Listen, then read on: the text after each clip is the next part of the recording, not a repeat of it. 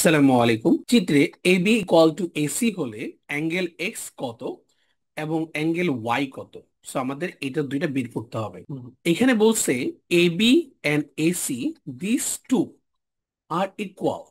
So AB এবং AC যদি সমান হয় তাহলে এটা হলো সমদ্বিবাহু ত্রিভুজ বা আইসোসেলিস ট্রায়াঙ্গেল। এই অ্যাঙ্গেলটা যদি ওয়াই হয়, this angle must be Y.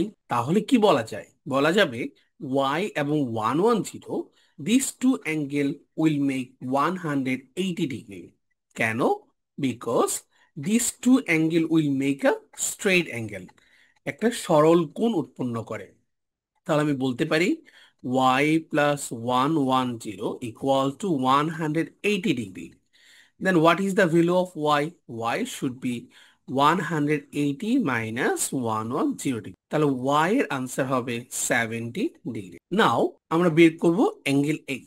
আমরা জানি একটি ত্রিভুজের বহিস্থ কোণ ইকুয়াল টু বিপরীত দুইটি অন্তস্থ কোণের যোগফলের সমান।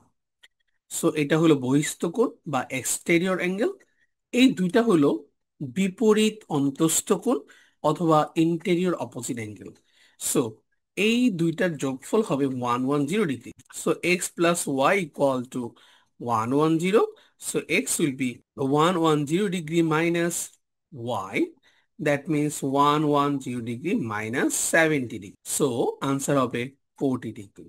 তাহলে আমরা বলতে পারি angle x equal to 40 degree and angle y equal to 70 and 40 plus 70 equal to 110. That means our answer is correct.